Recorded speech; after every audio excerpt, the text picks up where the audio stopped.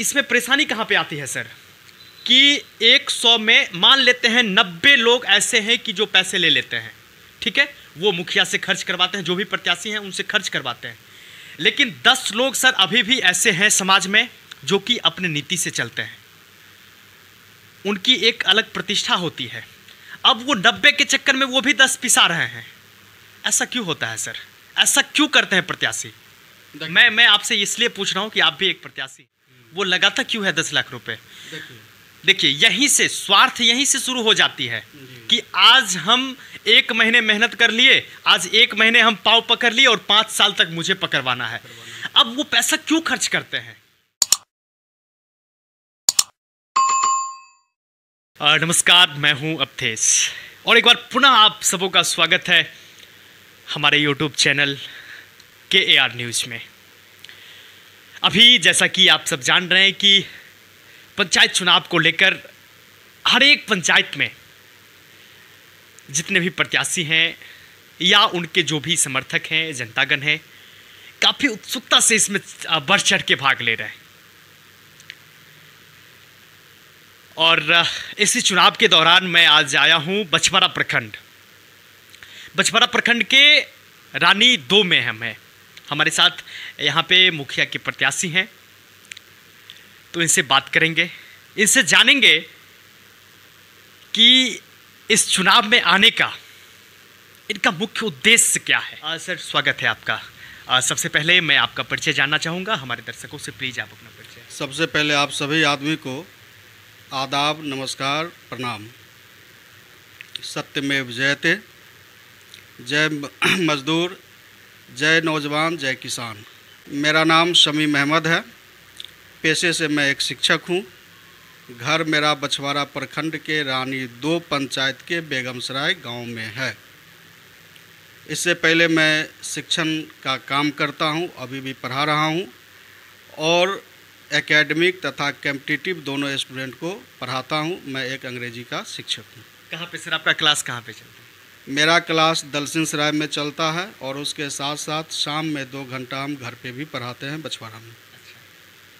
अच्छा सर, जैसा कि आप बताएं कि पेशे से मैं एक शिक्षक हूँ, बहुत बड़ा काम है शिक्षक होना।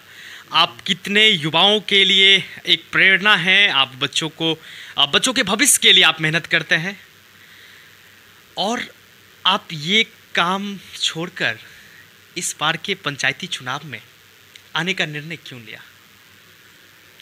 दरअसल इससे पहले मैंने कहीं पढ़ा था कि शिक्षक का काम न केवल बच्चों को पढ़ाना होता है बल्कि समाज को सही दिशा में ले जाना भी होता है। यह शिक्षक का कर्तव्य है। इससे पहले हमको राजनीति में आने का कोई मन नहीं था, पहले से प्री प्लानिंग नहीं थी।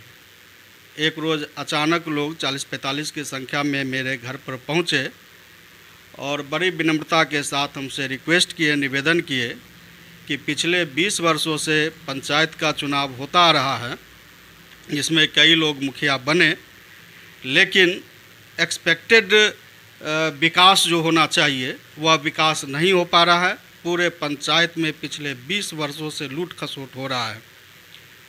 न गरीबी पर काम हो रहा है, न स्वास्थ्य पर काम हो रहा है, न बेरोजगारी पर काम हो रहा है और न ही और किसी प्रकार जो सरकार के यहाँ से योजनाएं आती है उसको सही तरीके से डिलीवर नहीं किया जाता है।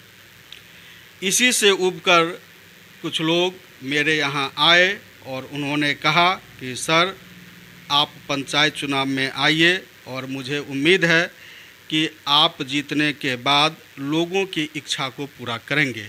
ठीक है, इसी वजह से मैंने पंचायत चुनाव लड़ने का निर्णय लिया ताकि हम लोगों की सेवा कर सकें। बहुत सारे योजना होते हैं सरकार की जो कि जनता तक पहुंचना चाहिए और वो योजना जनता तक नहीं पहुंच पाती है, वो रास्ते में अटक जाती है। अभी आपके पंचायत में प्रतिनिधि तो हैं ही, काम तो हो ही रहा है, लेकिन आपको मुख्य रूप से कौन सा ऐसा कार्य लग रहा है जिस पर लोगों को ज़्यादा ध्यान देना चाहिए? जो भी यहाँ के प्रतिनिधि हैं उनको विशेष रूप से उस काम पे ध्यान देना चाहिए और आपको ऐसा लग रहा है कि वो काम आगे नहीं बढ़ पा रहा है, लोग उससे संतुष्ट नहीं हैं, ऐसा कुछ काम आपको दिख रहा है अभी पंचायत में? किसी भी समाज या देश के विकास के लिए शिक्षा मुख्य चीज़ होता है। शिक्षा के बगैर कोई भी समाज या देश आगे नहीं बढ़ सकता है। तो 3 योजना हम लेकर चल रहे हैं। पहला शिक्षा, दूसरा स्वास्थ्य और तीसरा रोटी की जो समस्या है लोगों के पास उसको दूर करना। ठीक है। इसके अलावे सरकार के यहाँ से जितने भी सारे पैसे आते हैं उस पैसे को डिलीवर करना, जनता तक पहुँचाना किसी भी जनप्रतिनिधि का काम होता है, क्योंकि मुखिया, सरपंच या और जो कोई भी होते हैं, मुखिया मतलब कार्यपालिका के अंतर्गत आते हैं, उसका काम है विकास कार्य को देखना।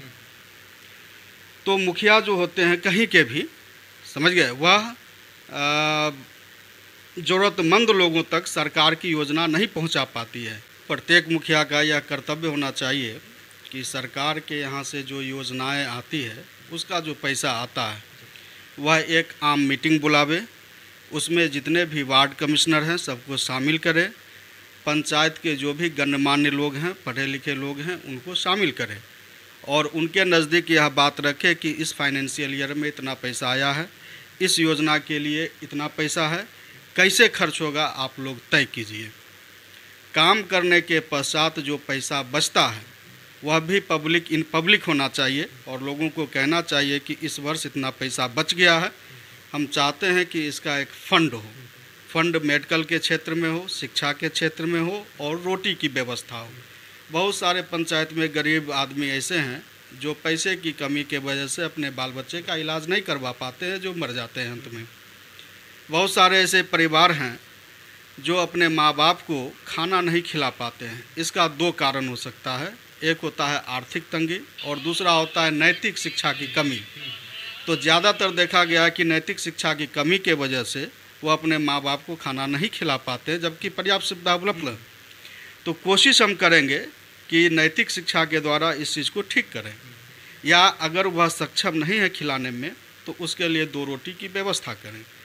तीसरा शिक्षा, चूँकि शिक्षा किसी भी समाज या देश के विकास का एक मुख्य अंग होता है, शिक्षा के बगैर कोई भी समाज विकास नहीं कर पाता है। तो बहुत सारे ऐसे लोग हैं जो चाहते हैं कि मेरा बाल बच्चा पढ़े, लेकिन आर्थिक तंगी के वजह से वह बच्चे को नहीं पढ़ा पाते हैं।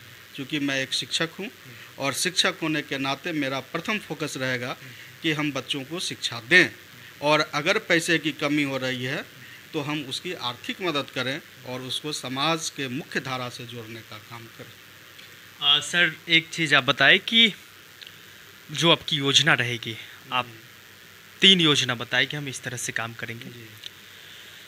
अधिकतर मैं ऐसा देखता हूं कि जो भी प्रतिनिधि होते हैं, जनप्रतिनिधि होते हैं, आपकी एक शब्द थी कि गणमान्य लोगों को बिठाकर, जो पढ़े लिखे तक ठीक है, लेकिन केवल गणमान्य तक यदि आप सीमित रह रहे हैं तो जो नीचे तबके के लोग हैं, जो कुछ नहीं समझ पा रहे हैं, जिनके पास यूं ही कोई भी सुविधा नहीं पहुंच पाती है, क्या वैसे लोगों को बिल्कुल छोड़ देंगे आप? नहीं, मेरे कहने का यह मतलब नहीं है कि समाज से जो कटे हुए लोग हैं, जो अपने आप को निसहाय समझते हैं, कटे हुए समझते हैं, उसको भी मुख्य धारा में लाएंगे और जो भी हम डिसीजन लेंगे वो सारे लोग बैठकर निर्णय लेंगे। जनरली होता क्या है कि जो मजदूर क्लास के लोग हैं वह रोज़ काम करते हैं, कुछ कमाते हैं और उसके बाद अपना भरण पोषण करते हैं, तो उनके पास पर्याप्त समय नहीं होता है जो वह पंचायत के विकास में पर्याप्त समय दे पाएँ, क्योंकि रोज़ कमाना रोज़ खाना होता है। ठीक है। लेकिन जो गणमान्य लोग हैं, पढ़े लिखे लोग हैं, जिनके पास फुर्सत है, समय है, ठीक है ना, तो ऐसे लोगों को शामिल करना चाहते हैं और किसी भी मुद्दे पर उनसे बहस करना चाहते हैं कि यह योजना कैसे आम लोगों तक पहुँचे, इस योजना का लाभ कैसे आम लोगों तक पहुँचे। इसलिए हम गणमान्य लोगों का नाम लिए, समझ गया ना। क्योंकि आप देख ही रहे हैं, ठीक है, कि जो मजदूर किसान हैं रोज़ कमा कर लाते हैं, शाम में आते हैं, किसी तरीके से अपने बच्चों का पेट पालते हैं, कपड़ा पहनते हैं या और जो ज़रूरत का सामान होता है उसकी पूर्ति करते हैं, तो वो उसी में व्यस्त रहते हैं। तीसरी बात है कि किसी भी योजना को चलाने के लिए या सही तरीके से जनता तक पहुंचाने के लिए कुछ बुद्धिमान लोगों की ज़रूरत पड़ती है, जो हमें समय समय पर सलाह दें कि आप इस तरीके का कदम उठाइए ताकि इस योजना का लाभ लोगों तक पहुंच पाए। तो मेरी एक टीम होगी। उस टीम में कई लोग शामिल होंगे और 3 गांव हैं मेरे पंचायत में, बेगमसराय, डोभिया और शिबुटोल। ये तीनों गांव से कुछ लोगों की एक टीम बनाएंगे जो हमेशा मेरे पीछे खड़े रहेंगे और एक डिसीजन मेकर के रूप में काम करेंगे कि कैसे जनता का पैसा जनता तक पहुंच पाए। सर, जैसा कि आप जानते होंगे, एक आवास योजना करके जिनके पास छत का घर नहीं है उन्हें सरकार के द्वारा घर दिया जाता है आवास योजना के तहत, जिसमें कि जो अभी 5 वर्ष बीता है, बहुत सारे पंचायत से हमें कॉल आते थे कि 20,000 रुपये पहले घूस मांगता है, 15,000 रुपये घूस मांगता है। ये घूस वाली बात कहाँ से आती है? सबसे पहला नंबर चीज़ कि जो लोग विवश होते हैं, जिनके पास आर्थिक रूप से मजबूरी होती है, उनके पास पैसे नहीं होते हैं, तो फिर वो घर नहीं बना पाते हैं, फूस के घर में रहते हैं, जैसे उनका समय कट रहा है वो रहते हैं। और उनसे पहले जो ये घूस का बात किया जाता है कि आपको पहले इतना रुपए देना पड़ेगा, तब जाके आपको ये पैसा मिल पाएगा, तो उनके पास बहुत बड़ी चुनौती आती है। वो कर्ज लेकर देते हैं, नहीं देते हैं तो फिर उन्हें नहीं मिल पाता है। सर, इस पे आप कैसे इस चीज़ को आप देखेंगे, कैसे इस पर सुधार लाएंगे आप? सरकार की एक योजना है इंदिरा आवास या प्रधानमंत्री ग्राम आवास योजना। पहले इंदिरा आवास के तहत था, अब प्रधानमंत्री जी योजना है। सरकार का मकसद है कि देश में जितने भी गरीब लोग हैं, बीपीएल के अंतर्गत हैं, सबको पक्का मकान मिले। तो वह बीपीएल का जो लिस्ट है उसी के हिसाब से मकान हर एक पंचायत में अलॉट होकर आता है। तो मुखिया का काम होना चाहिए कि आम मीटिंग बुलाकर लिस्ट बाहर करे कि इस पंचायत में, मेरे पंचायत में, इस वार्ड में इतना मकान आया है, इन लोगों का नाम है।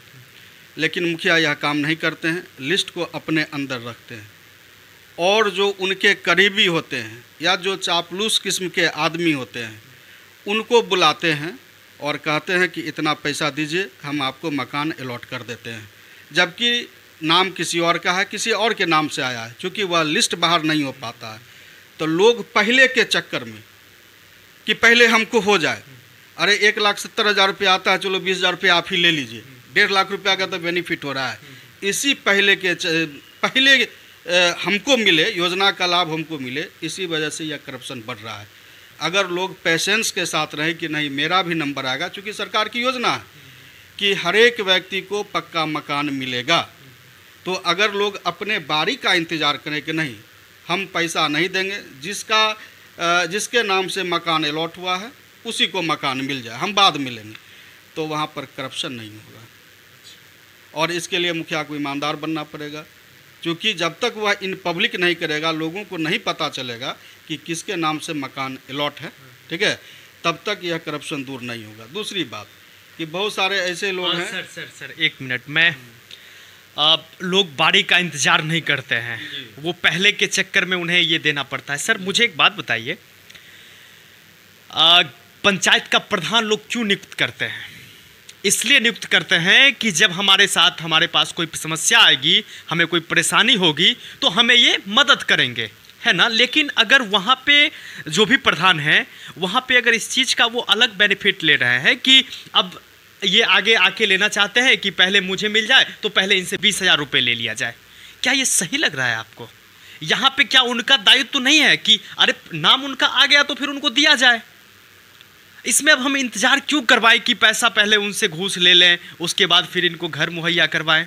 तो ये उनकी भी जिम्मेदारी होनी चाहिए। जनता का तो है ही कि वो पेशेंस रखें, सही बात है, पेशेंस रखना चाहिए, लेकिन ये उनका जिम्मेदारी है, ये उनका दायित्व है कि वो बिना परेशानी दिए हुए उनको जो सुविधा मिल रही है वो सुविधा उन्हें प्रदान करें।